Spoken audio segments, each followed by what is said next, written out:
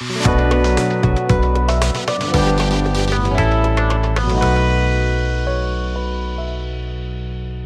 YouTube family, कशा आहात तुम्ही सर्व? नक्कीच मजेत असणार. मी सुद्धा खूप मजेत आहे. मी स्नेहल तुम्हा सर्वांचं आपल्या चॅनलमध्ये अगदी मनापासून स्वागत करते. तर आज आहे गुरुपौर्णिमा. सर्वात आधी तुम्हाला आणि तुमच्या परिवाराला गुरुपौर्णिमेच्या खूप खूप शुभेच्छा.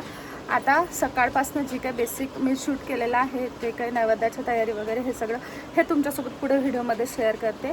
त्याआधी आत्ता प्रिशूला झोपून दिलं आहे, कारण ती खूप चिडचिड करत होती. आम्हाला जायचं आहे नैवेद्य घेऊन मंदिरामध्ये, पण पावसाने चांगलीच हजेरी लावली. सकाळपासून फक्त बारीक बारीक सुरू होतं, आता चांगलंच सुरू झालेलं आहे. सो नैवेद्याचं कसं करायचं ते आम्ही विचार करतो आहे. आमच्याकडे मंदिरामध्ये नैवेद्य घेऊन जातात आणि आता तेच करायचं आहे. पण माहिती नाही पाऊस काय कुठपर्यंत साथ देत आहे ते. बाकी दिवसभरात काय काय होतं ते तुमच्यासोबत आजच्या ब्लॉगमध्ये शेअर करतेच. व्हिडिओला असंच का नाही का. तर ना मी मस्तपैकी दिवे बनवून घेतले आहेत 10, 5 घरच्यासाठी आणि 5 मंदिरावर न्यायसाठी. आणि माझं इथे बाकी पीठ सुद्धा मळायचं चाललेलं आहे. समोर मस्त टीव्हीवर गाणे लावून दिले आहेत कार्टून, आणि माझ्या कार्टूनला मस्त पराठे सुद्धा तोडून दिलेले आहेत आणि तिचं खेळता खेळता ते खायचं चाललंय. सोबतच मी दिव्याच्या खालच्या पाती सुद्धा करून घेतल्यात. आणि आता तुम्हाला वातावरण दाखवते. मंदिरात जायचा प्लॅन या वातावरणानेच काय तो कॅन्सल केला. आता माहिती नाही पुढे जर जाऊ तर सांगतेच.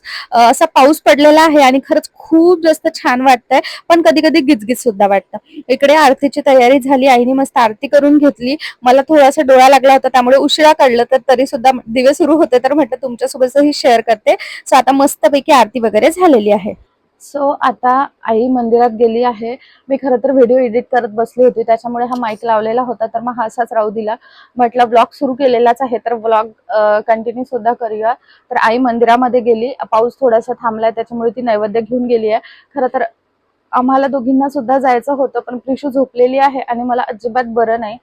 4 दिवसापासून माझ्या तब्येतीने खूप वाट लावलेली आहे, ती पुढे सांगते. त्याआधी आई तिकडे गेलेली आहे. मला लक्ष ठेवायचं आहे, मांजर वगैरे येईल, स्वयंपाक नैवेद्य सगळं तसंच आहे त्याच्यामुळे. आणि चला, मला एक गोष्ट सांगायची होती, जी त्या दिवशी पण सांगते सांगते बोलले होते म्हणून राहून गेली, तर फायनली ती आज सांगते.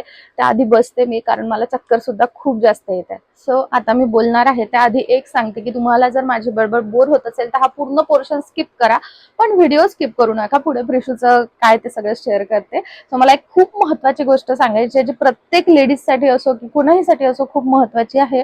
सो माझं बोलणं एंडपर्यंत नक्कीच ऐका. चला, मी तुम्हाला सांगणार होती त्या दिवशी, पण त्या दिवशी राहूनच गेलं होतं, तर म्हटलं आज सांगते. 4 दिवसापासून माझी तब्येत खूप खराब आहे. माझं डोकं कंटिन्यू दुखतंय. मला आज तर ताप सुद्धा आलेला आहे. त्यात श्रेयाचं ऑपरेशन करायचं आहे या 1-2-3 दिवसात. आता ऑपरेशन कशाचं, तर मला जे फिशरचा त्रास झाला होता डिलिव्हरी नंतर, तो त्रास तिला आत्ता होतोय. तिला जवळपास 1 वर्षापासून त्रास आहे, पण तो एवढा जास्त नव्हता. असं व्हायचं की त्रास होतोय आणि त्याच्यानंतर तो कमी पडतोय. पण आता तिचा त्रास खूप वाढला या 1 महिन्यामध्ये. सो ती डॉक्टरकडे चेकअपला गेली होती. तिने 2-3 डॉक्टरांना खरं तर विचारलं, जसं मी सुद्धा विचारलं होतं, आणि डॉक्टरांनी तिला सांगितलं की तिला ऑपरेशनच करावं लागेल. सो तिचं ऑपरेशन करायचं आहे या 2-3 दिवसामध्ये पुढे. शिवाय मोठ्या आईचं ऑपरेशन झालं डोळ्याचं, सो आई उद्या तर तिकडे जाणार आहे अकोल्याला. आणि माझ्या तब्येतीचं मेन मी सांगणार होती. म्हणजे मला अपडेट द्यायचं नव्हतं, तसं काही नाहीये अजिबातच. मला हे सांगायचं होतं की जर तुम्हाला कोणाला, आता बऱ्याच जणांना होतंय ते प्रॉब्लेम, त्याच्यामुळे मी खरं तर सांगतेय. माझ्या एका बहिणीला सुद्धा आहे, आणखी माझ्या 1-2 ओळखीचे आहे त्यांना सुद्धा आहे, त्याच्यामुळे म्हटलं आवर्जून सांगते. कारण काय होतं, श्रेयाला सुद्धा वर्टिगोचा प्रॉब्लेम सांगितला होता. बरं ते जाऊ दे. तुम्ही म्हणाल आमच्या घरात बिमारच आहे की काय, पण नाही, ही खूप खरं तर महत्वाची गोष्ट आहे, त्याच्यामुळे मला शेअर करावीशी वाटते. तुम्हाला जर कोणाला मायग्रेनचा त्रास सुरू झाला असेल ना, आता बऱ्याच सगळ्यांचेच मोबाईलचा यूज असो, लॅपटॉपचा असतो, स्क्रीनचा यूज असतोच, त्याच्यामुळे होतातच प्रॉब्लेम. सो जर असेल ना तर प्लीज त्याच्याकडे दुर्लक्ष करू नका, त्याची प्रॉपर ट्रीटमेंट घेऊन घ्या. मला जवळपास 10-12 वर्षापासून हा प्रॉब्लेम आहे, म्हणजे 2015 पासून मला हा प्रॉब्लेम आहे. पण मला आत्ता खूप मेजर त्रास होतोय, ते म्हणजे टेन्शनमुळे होतोय.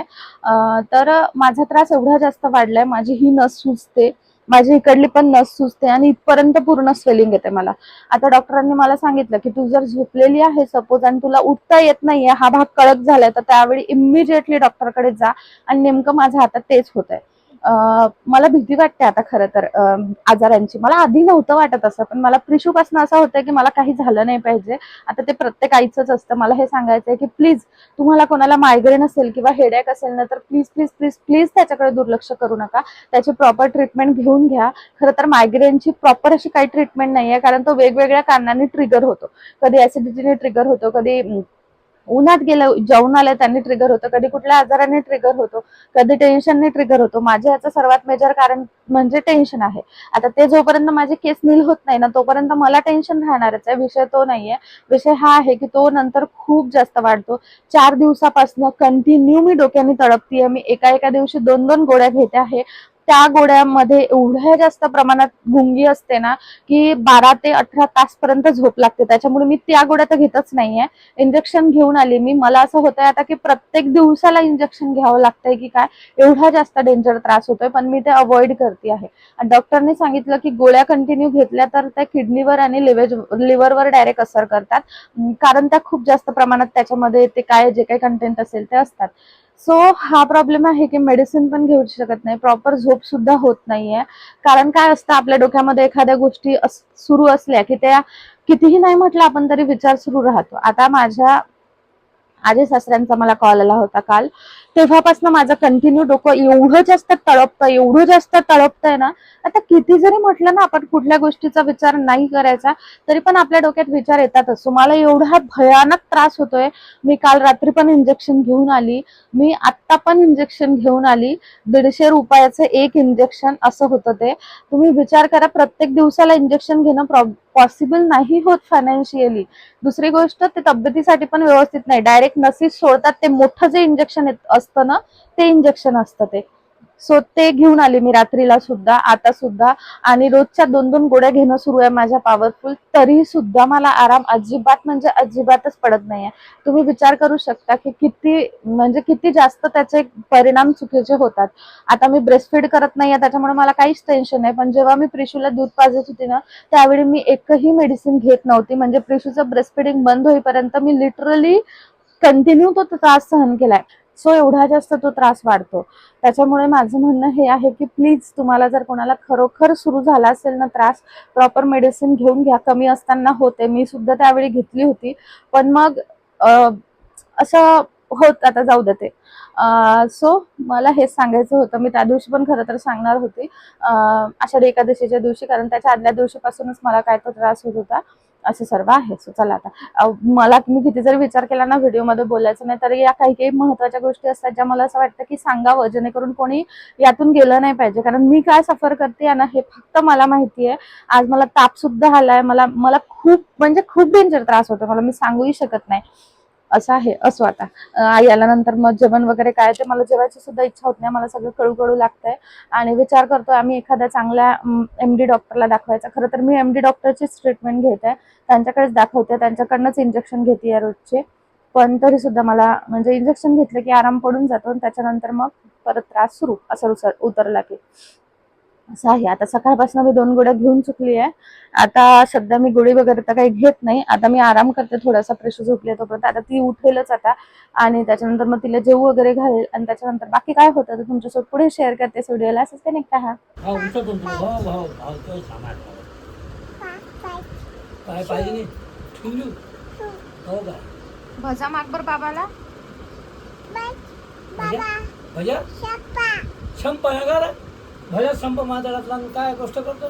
भजा संपा का नाही संपा भजा तिथे समजलं. भजा संपला म्हणून हुशार आणलं दोन भजे. असं जोरात आवाज दे, आजी भजा दे. इकडे पा, दे आवाज जोरात. घे खा ना भजा, खा. भजा नाही आवडते. अच्छा घेत नाही आता. तू खा. भजा आईला दाखव. आईला भजा नाही म्हणते. कधी म्हटलं का मी तसं? मी घेऊ. तुला नाही पाहिजे का? तुला पाहिजे नाही का भजा? पाहिजे नाही. पाहिजे नाही नाही का? मी खाऊ. इथं बसून ऑर्डर सोडून राहिली तू त्यांना. माझा झोपण्याचा प्रयत्न माझी मुलगी काही यशस्वी होऊ देत नाही, पण माझं खूप डोकं दुखतंय. तिला कसं करते काही माहिती नाही मला. ती माझ्या जवळ आली, तिने मला स्वतःच बोलली की आई मी म्हणजे माझ्या मांडीवर ये, आणि मस्त स्वतःही रेटत होती आणि मला छान झोपून देत होती. तर म्हटलं तेच तुझ्यासोबत मी शेअर करते. माझ्या जवळ येत होती, माझी पप्पी घेत होती, मला कुरवाळत होती. आणि खरंच ना, लेकीचं प्रेम खूप जास्त. मी तर म्हणते देवानी प्रत्येकाला लेक द्यावी, कारण लेकीचं मायेसारखी माया या जगात कुठेच नाही. आता बघा, ती मला गोडी देत आहे आणि अशी नकली गोडी तिने मला दिलेली आहे, आणि मला पाण्याचं सुद्धा विचारते. ते मी तुमच्यासोबत पुढे शेअर करते. कसं वाटलं ते नक्की सांगा.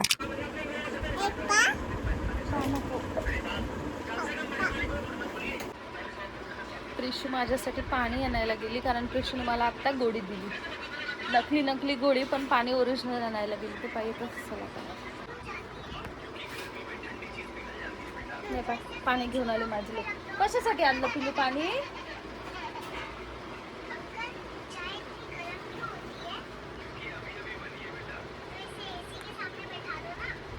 काय झालं? काय झालं ग चलू? काय झालं मम्मा? काहीच नाही झालं. मला वाटते बरं. खूपच प्रेम आहे माझ्या लेकीचं माझ्यावर. काय काय बोल, इकडे ये, इकडे ये. काय म्हणते? कुठे जाते तू? काय कुठे जाते तू? हो, पैसे दिले. हं? कुठे जाते तू? ते पा रोज संध्याकाळचा सीन आमच्या घरचा. बाय बेटू.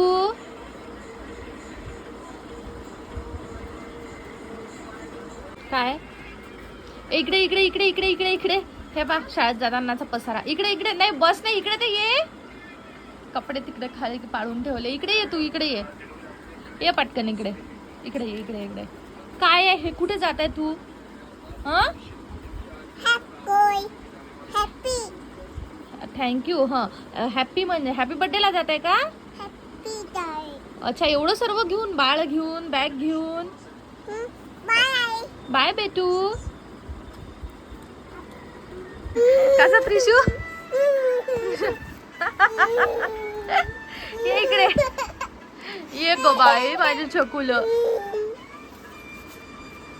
हे बा मूर्खाने कसं अटकून घेतलं.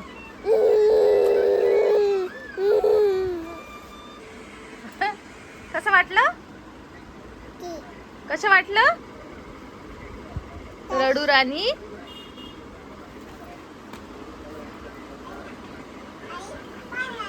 बाय बेटा.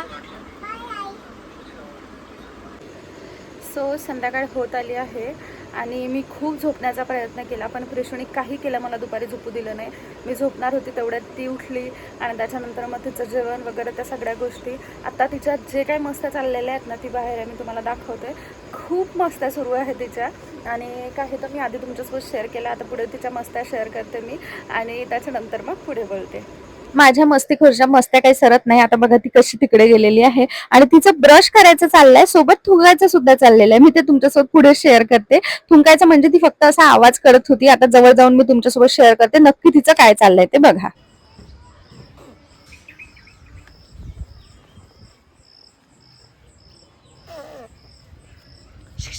मी तुझा व्हिडिओ काढताय प्रिशू.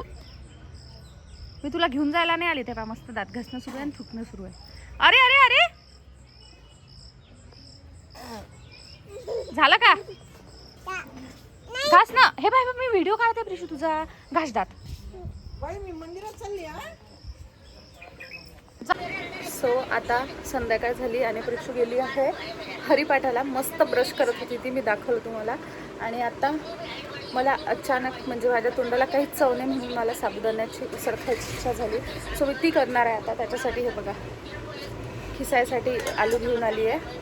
कशी करते, काय करते, सिम्पलच करते, त्याच्यामुळे ते शेअर करायचं काही काम नाही, पण पटकन करते आणि कशी झाली हे तुमच्यासोबत शेअर करते. कितीही जरी नाही म्हटलं ना तरी म्हटलं क्विकली शेअर करते तुमच्यासोबत की मी उसळ कशी करणार आहे.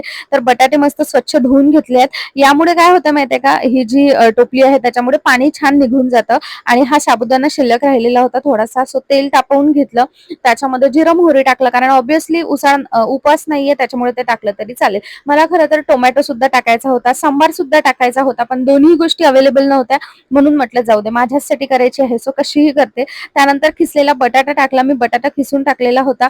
बटाटा खिसून उसळ थोडीशी अशी म्हणजे गाठा झाल्यासारखी होते, गोडे गोडे, पण तरी सुद्धा ना टेस्ट छान लागते. आता बटाटा होतोय तोपर्यंत पृशूनी घातलेला राडा निस्तरते म्हटलं, कारण आईने सांगितलेलं आहे की गाद्या टाकून ठेवशील, आल्यानंतर झोपायचंच आहे कारण जेवण खूप जास्त उशिरा झालं. सो पटापट काय तो पसारा आवरायला घेतला आणि गाद्या सुद्धा टाकल्यात. त्याच्यानंतर बटाटे झालेले होते, त्याच्यामध्ये हळद आणि तिखट टाकली, बाकी काहीच नाही टाकलं. ते छान एकजीव करून घेतलं आणि ते एकजीव केल्यानंतर त्याच्यामध्ये मी साबुदाणा टाकलेला आहे, मीठ टाकलंय, किंचित अशी साखर टाकलेली आहे, असेल तर दही टाकलेलं फारच छान, पण दही नव्हतं सो मी ते सुद्धा स्किप केलं आणि नंतर ते छान परतून घेतलं. आता दिसायला जेवढी छान दिसतीये ना तेवढीच टेस्टला झालेली असली म्हणजे मिळवलं. आता ते पुढे सांगते. सो मी आवरून घेतलं सगळं आणि आता मस्त अशी उसळ केली आणि बघून तरी मी फिक्कीच केली जसं तुम्हाला सांगितलं तसं, बघून तरी मस्त खावीशी वाटते आहे. कशी झाली ते माहिती पडेल. आता मी आत्ताच खाऊन घेते कारण मला गोडीसुद्धा घ्यायची आहे. आई आणि प्रिशूला बहुतेक लेट होईल कारण मंदिरामध्ये भजनं सुरू झालेत. मला वाटलंच होतं भजन असेल, भजन सुरू झाले आहेत, ते काय अजून आलं नाही, पण बरं आहे माझं थोडासा आराम होईल. आणि आजचा हा जो व्हिडिओ आहे हा व्हिडिओ एडिटसुद्धा करणं होईल त्याच्यासाठी, म्हणून चला आता मस्तपैकी मी उसळ खाते आणि त्याच्यानंतर बाकी काय होतं ते तुमच्यासोबत प्रिशू आल्यानंतर शेअर करते. सो प्रिशू मंदिरातून घरी आली आणि आल्याबरोबर तिच्या मस्त्या सुरू झाल्या. ब्रश घेतला आणि परत तिचं ब्रश करायचं चाललेलं आहे. आता खरं तर या क्लिपला आवाज होता, पण प्रॉब्लेम असा झाला की मी माईकचं जे कनेक्टर आहे ते मोबाईलला लावूनच ठेवलं, त्याच्यामुळे मग आणि माईक बंद केला म्हणून हे व्हॉइस पूर्ण यातला गायब झाला. मी इथे प्रिशूला खूप फनी अशी गोष्ट विचारत होती, ती तुम्हाला मी पुढे सांगते. आता छान तिला उसळ देते मी तरी उसळ खाल्लेली आहे आणि आमचा मस्त आता मूवीचा प्लॅन आहे. एवढ्यात आम्हाला मूवीचा नवीन वेळ लागलेला आहे, सो आम्ही आज कुठला मूवी बघतोय ना ते तुम्हाला सांगते. आम्ही काहीतरी छान मेसेज मिळेल असेच फॅमिली मूवी बघत असतो, सो आज कुठला बघते ते सांगते. आधी तर मी प्रिशूला ही उसळ चारते. काय पाहिजे, काय उसू उसळ घालायची नवीन पद्धत काय आहे? ही ड्रेस घालायची नवीन पद्धत आहे ना, नवीन पद्धत आहे ना ड्रेस घालायची. सो मी प्रिशूला उसळ चालली आणि फायनली आता घरात मस्त अंधार करून आम्ही मूवी बघतोय. आज एक मराठी मूवी बघतोय, खूप छान असा मूवी आहे. कुठला ते तुम्हाला मी नंतर कधी सांगतेच. आजार झालेला असते तिला. सो आम्ही मूवी बघतोय, खूप छान असा मराठी मूवी आहे. झी5 वर बघतोय आम्ही आणि म्हटलं व्हिडिओला एंड करते कारण मूवी खूप इंटरेस्टिंग आहे आणि ऑलरेडी व्हिडिओ 16 मिनिटासाठी काय झालेला आहे. म्हटलं टाइमपास करण्यात काही अर्थ नाही. माईक यासाठी लावलाय कारण आई मूवी बघते आहे. श्रेया येतच असेल, आम्हाला हा मूवी आज फिनिश करायचा आहे आणि प्रिशूचं मस्त माझ्या मांडीवर चाललेलं आहे, तिला झोपून देते मी. खरं तर आजच्या व्हिडिओमध्ये बडबडच जास्त असेल त्याच्यासाठी सॉरी. मला खरं तर प्रिशूचं शेअर करायचं होतं सर्व, पण मूवी खरंच खूप जास्त छान आहे. मी तुम्हाला झी5 वरचे 5 नाही 3 मूवी रिकमेंड करेल, ती खरंच तुम्ही पूर्ण फॅमिली नक्की बघा. आज आम्ही त्यातला 3रा मूवी बघतोय आणि मी आजच्या या ब्लॉगला इथेच एंड करते. उसळ छान झाली होती, प्रिशूने सुद्धा खाल्ली आणि तुम्हाला आजचा हा व्हिडिओ कसा वाटला ना ते मला कमेंट सेक्शन मध्ये नक्की सांगा आणि बाकी नेक्स्ट व्हिडिओ बघायला विसरू नका. सो चला फायनली मी या व्हिडिओला इथेच एंड करते. तुम्हाला आजचा हा ब्लॉग कसा वाटला ते मला कमेंट सेक्शन मध्ये नक्की सांगा. भेटूया नेक्स्ट व्हिडिओ मध्ये, तोपर्यंत bye bye, take care and thanks for watching my video.